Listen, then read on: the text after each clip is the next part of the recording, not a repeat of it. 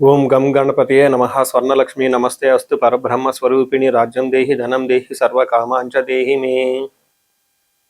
స్వర్ణలక్ష్మి అమ్మవారు ప్రతి ఒక్కళ్ళకి చక్కగా బ్రహ్మతత్వాన్ని, తద్వారా ప్రతి ఒక్కళ్ళు ప్రతి నిమిషం సంతోషంగా, హ్యాపీగా, ఉత్సాహంగా ఉండాలని చెప్పేసి అమ్మవారి యొక్క కృపా కటాక్షం ప్రతి ఒక్కళ్ళ మీద ఉండాలని చెప్పేసి మనం కోరుకుందాం, అమ్మవారిని ప్రార్థిద్దాం.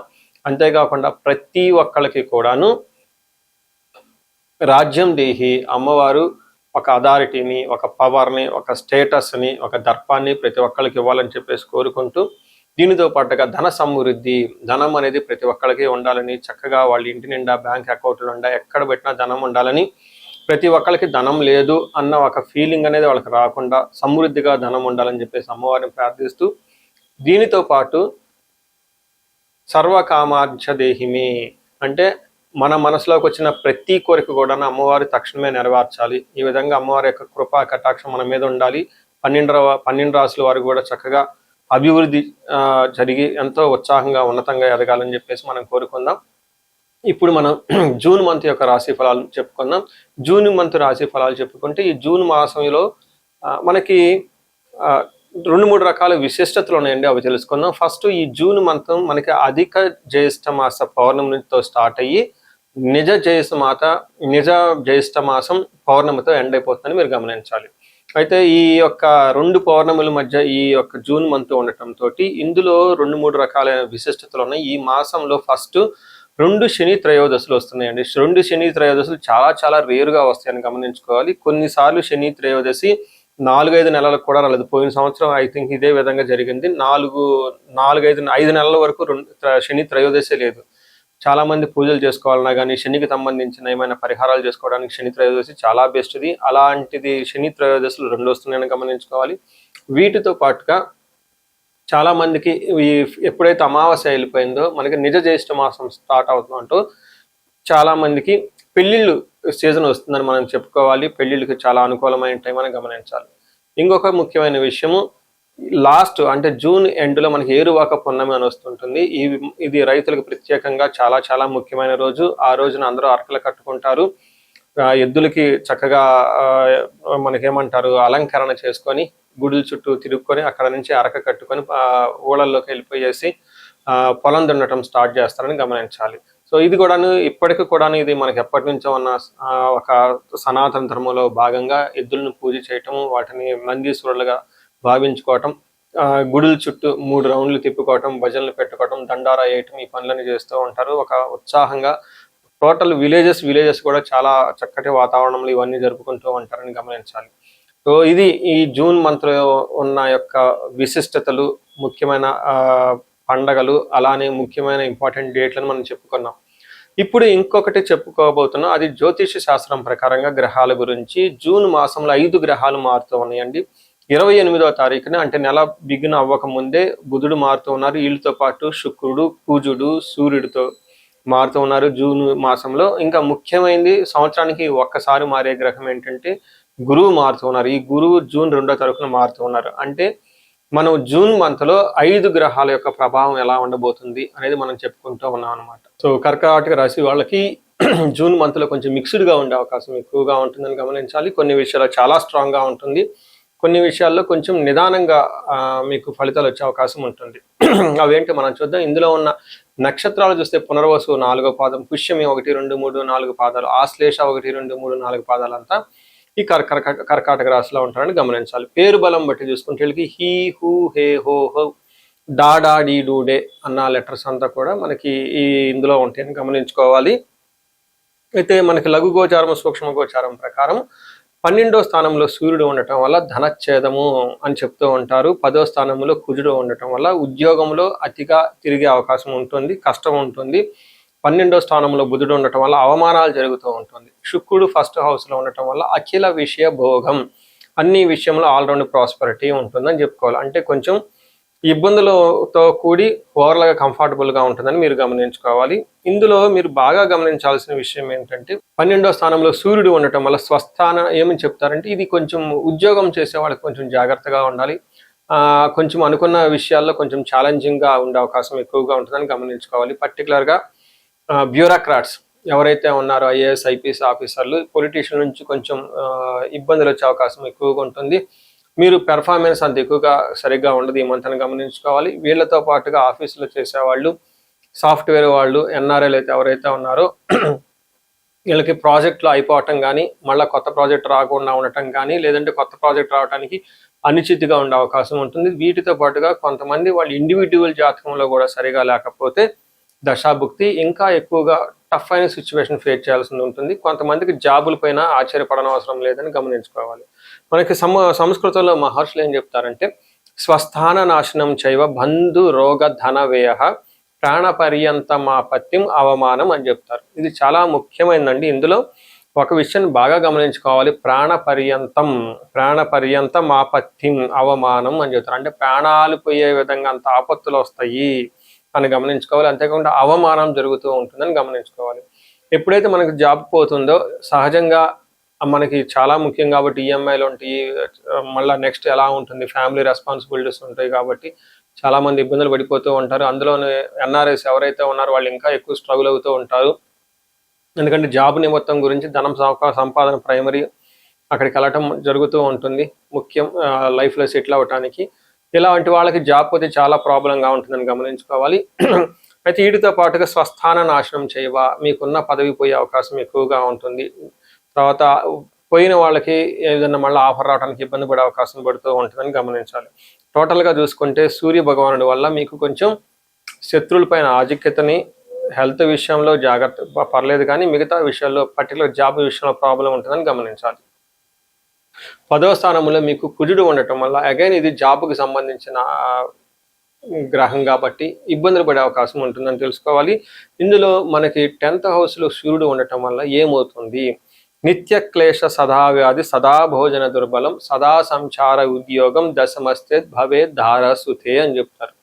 అంటే నిత్య క్లేశ అంటే ప్రతిరోజు కొంచెం ఏదో ఒక చిరాకులు పరాకులతో ఉండే అవకాశం ఎక్కువగా ఉంటుంది, కష్టం పడే అవకాశం ఎక్కువగా ఉంటుంది, మానసికంగా విచారం కలిగే అవకాశం ఉంటుంది, సదా వ్యాధి ఎప్పుడు కొంచెం హెల్త్ కాంప్లికేషన్స్ ఉంటుంది, సదా భోజన దుర్బలం టయానికి భోజనం కూడా చేయలేనంత పని ఒత్తిడి ఎక్కువ ఉంటుంది. వీటితో పాటు సదా సంచార ఉద్యోగంలో కూడాను చాలా వ్యయ ప్రయాసాలతోటి ఒడిదుడుకులతో ఉంటుందని మీరు గమనించుకోవచ్చు. టోటల్గా చూసుకుంటే మీకు ఉద్యోగంలో కొంచెం బాగా టఫ్ అయిన పరిస్థితి కనిపిస్తుంది, జాగ్రత్తగా ఉండాలని చెప్పేసి కోరుకుంటున్నా. అయితే కొంచెం మీకు ఉపయోగపడేది ఏదైనా ఒక గ్రహం ఉందంటే శుక్రుడు మాత్రం కొంచెం బాగా లాభప్రదంగా ఉన్నారు. శుక్రుడు 1st హౌస్లో ఉండటంతో చాలా వరకు మీకు ఉపశమనం వస్తుందని చెప్పుకోవాలి. అందులో ముఖ్యంగా అర్ధలాభాచ అంటే ఆర్థికంగా చాలా బాగుంటుంది. సౌఖ్యం, స్త్రీ సౌఖ్యం అంటే సౌఖ్యంగా ఉంటారు. పరస్త్రీ సంగమం తదహ అని చెప్తారు. తదహ యత్న కార్య లాభాశ్చాత్ జన్మకే భృగునందనే అంటారు. అంటే జన్మిన నక్షత్రం జన్మ రాశిలో శుక్రుడు ఉండటం వల్ల ఆరోగ్యంగా బాగుంటారు, ధన ప్రకారం బాగుంటుంది. ఏదైనా కార్యం చాలా పెడితే అందులో విజయం వస్తుంది, ఏదో ఒక విధంగా అనుకున్న పనులు సాధిస్తారు అని చెప్పుకోవచ్చు. ముఖ్యంగా లేడీస్ తోటి చక్కగా అన్యోన్యతగా ఉండేసి వాళ్ళకి కావాల్సిన పనులన్నీ చేసుకుంటారని చెప్పుకోవచ్చు. ఇన్ కేస్ లేడీస్ అయితే ఈ రాశిలో ఉన్న వాళ్ళు కూడాను జెంట్స్ ద్వారా మంచి సపోర్ట్ వస్తుందని మీరు గమనించుకోవచ్చు. సో ఏ ప్రకారంగా చూసుకున్నా ముఖ్యమైన గ్రహాలు అందులోనూ సూర్యుడు, తర్వాత కుజుడు, తర్వాత బుధుడు విపరీతంగా 12వ స్థానంలో ఉండి ఇబ్బందులు పెడుతూ ఉంటారు. కాబట్టి అనవసరమైన మీరు మిస్టేకులు చేసి డబ్బులు విపరీతంగా ఖర్చు చేసే అవకాశం కూడా కనిపిస్తుంది. కాబట్టి కొంచెం మీరు జాగ్రత్తగా ఉండాలి ఈ మాంతంలో అని మీరు చెప్పుకోవచ్చు.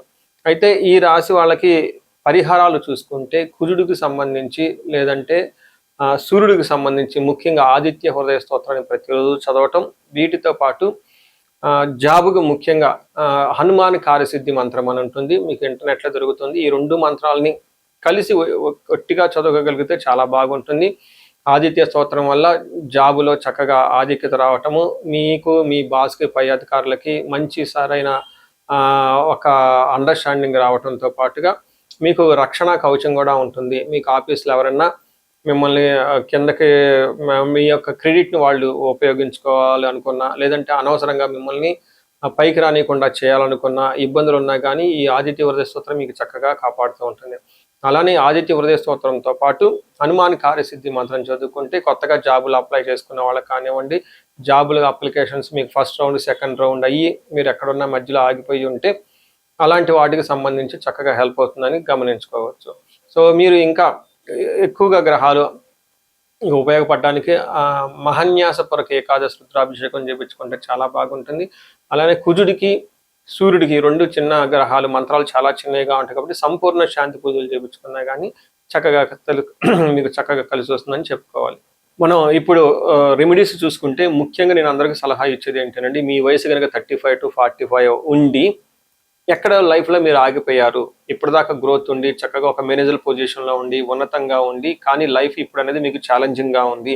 దీన్ని మనం జనరల్గా మిడ్ లైఫ్ క్రైసిస్ అని చెప్తూ ఉంటారు చాలామంది. బట్ జ్యోతిష శాస్త్రంలో మిడ్ లైఫ్ క్రైసిస్ ఎందుకు వస్తుంది అనేది చాలా చక్కగా వివరించడం జరిగింది. ఆ టైంలో మీకు శాపాలు అనేవి యాక్టివేట్ అవుతూ ఉంటుంది. ఆ టైంలో మీకు గ్రహ దోషాలు అని ఉంటాయి. ఈ గ్రహ దోషాలు కూడా మీకు యాక్టివేట్ అవుతూ ఉంటాయి.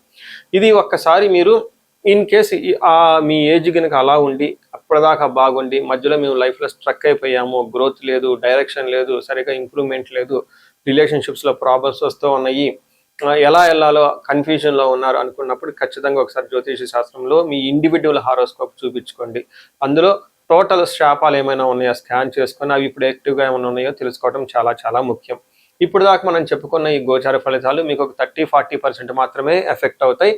100% మీ జాతకం కరెక్ట్గా ఎలా ఉందని తెలుసుకోవడానికి ఇండివిజువల్గా జాతకం చూపించుకోవడం చాలా ఇంపార్టెంట్. అందులో ఉన్న దశలు ఎలా ఉన్నాయి, భుక్తులు ఎలా ఉన్నాయి చూసుకొని చక్కగా పరిష్కారాలు చేసుకొని పరిహారాలు చేసుకుంటే లైఫ్ అనేది 10 రెట్లు ముందెళ్ళే అవకాశం ఎక్కువగా ఉంటుంది. చాలా మందికి ధనానికి ఇబ్బంది పడిపోతూ ఉంటారు. అప్పటిదాకా ధనం ఫ్లో ఉంటుంది, సడన్గా ధనం ఫ్లో ఆగిపోయి ఉంటుంది. వాళ్ళు స్వర్ణలక్ష్మి విశేష హోమం చేయించుకోవటం, కుబేర పాశుపతం చేయించుకోవటం చాలా ముఖ్యం. దీనితో పాటు చాలా మంది భార్యాభర్తల మధ్య అన్యోన్యత అనేది లేకుండా చాలా ఇబ్బంది పడిపోతూ ఉంటారు. ఏదో ఉన్నామంటే ఉంటారు కాబట్టి ఈ యొక్క భార్యాభర్తల మధ్య గొడవ వల్ల ఇంట్లో అనేక రకమైన ప్రాబ్లమ్స్, మిస్అండర్స్టాండింగ్స్ వస్తూ ఉంటాయి. బంధువులు చుట్టాలతో కూడా ఒకసారి మీకు అంతా విలువ ఇవ్వకుండా పోతూ ఉంటారు. ఇలాంటి వాళ్ళు అన్యోన్య దాంపత్య పాశుపతం చేయించుకోవటము లేదా విశ్వావసు గంధర్వరాజ మహా హోమం చేయించుకోవటం, విశేష హోమం చేయించుకుంటే జాతకంలో ఉన్న దోషాలు పోయి చక్కగా ఉంటారు. ఇవి కాకుండా ప్రతి ఒక్కరికి ఈ మధ్య అమెరికాలో ఉంటూ ఉంటారు, లేదంటే ఎన్ఆర్ఐలు చాలా మంది ఉంటారు. చాలా డైలమా ఉంటుంది, ఏ కెరీర్ వెళ్తే బాగుంటుంది, ఇండియాలో ఉంటే బెటర్గా ఉంటుందా, లేదంటే ఇండియా నుంచి ఫారిన్ వెళ్తే బాగుంటుందా, ఫారిన్ సెటిల్మెంట్ యోగం ఉంది, అసలు ఫారిన్లో ఎంతకాలం ఉంటాం, ఇలాంటి విషయాలు చాలామంది ఈ వీసాల గురించి, గ్రీన్ కార్డుల గురించి, లేదంటే ఎంఎస్ చేయాలనుకున్న వాళ్ళకి చాలా కన్ఫ్యూజన్లో ఉంటారు. అలాంటి వాళ్ళు కూడా ఒకసారి జాతక చక్రం చూపించుకుంటే చాలా బాగుంటుంది. యూజువల్గా వీసాలు రావడానికి నేను మన్యు పాశుపత అభిషేకం విత్ రాహు గ్రహానికి శాంతులు ఎక్కువ చేస్తూ ఉంటాను. ఇలా రాహువుకి సంబంధించి మన్యు పాశుపతం చేస్తే వీటితో పాటు లక్ష్మీ గణపతి జపము, ఈ స్వర్ణలక్ష్మి జపం చేసుకుంటూ ఉంటే ఇక్కడ ఫారిన్లో ఈ వీసా ప్రాసెసింగ్ లేదంటే ఈ డాక్యుమెంటేషన్ వర్క్ అంతా చాలా చక్కగా ఫాస్ట్గా ఎలాంటి ఆటంకాలు లేకుండా అయ్యే అవకాశం ఉంటుంది. ఇది కాకుండా ఇంకా మీరు ఏమైనా ఇండివిజువల్గా మీకు ఛాలెంజెస్ ఉన్నాయి, హెల్త్ బాగలేదు, మహామృత్యుంజయ హోమము, ఇంకా ఏమైనా మీకు మీ యొక్క శత్రు బాధలు విపరీతంగా ఉన్నారు, చండీ హోమం చేయించుకోవటం, చండీ హోమంతో పాటు ఇంకా మీకు విపరీతంగా మిమ్మల్ని ఇబ్బంది పెట్టేసి మిమ్మల్ని భయభ్రాంతులు గురి చేసే వాళ్ళు ఎక్కువగా ఉన్నారు, బగలాముఖి జపము హోమము ఇవి చేయించుకుంటూ ఉంటే మీ చుట్టూ ఒక మంచి ప్రొటెక్టివ్ ఎన్విరాన్మెంట్ ఉంటుంది. సో ఈ మధ్యకాలంలో ఎక్కువగా నేను చండీ హోమాలు కూడా చక్కగా చేస్తూ ఉన్నాను. సాఫ్ట్వేర్ వాళ్ళకి, రాహు దశ నడిచిన వాళ్ళకి, రాహు అంతర్దశలు ఉన్న వాళ్ళు, ఇంకా నేను చాలా మందికి కాలసర్ప దోషాలు కూడా దగ్గరుండి చక్కగా నా ఆధ్వర్యంలో పూజలు చేపిస్తూ ఉన్నాను. ఇలాంటి వాళ్ళు మీ ఇండివిజువల్ జాతకంలో ఒకసారి చూపించుకొని ఎక్కడైనా మీరు లైఫ్ స్ట్రక్ అయ్యామో అనుకుంటే వాటికి చక్కగా ఎందుకు కారణం తెలుసుకొని పరిష్కారాలు తెలుసుకోవటం వల్ల మీ లైఫ్ 10 ముందుకెళ్ళే అవకాశం ఎక్కువగా ఉంటుంది. మీ అందరికీ అష్టలక్ష్మి కృప కలగాలని, అలానే అష్టైశ్వర్యాలు భోగభాగ్యాలు కలగాలని చెప్పేసి నేను కోరుకుంటున్నాను. నమస్తే.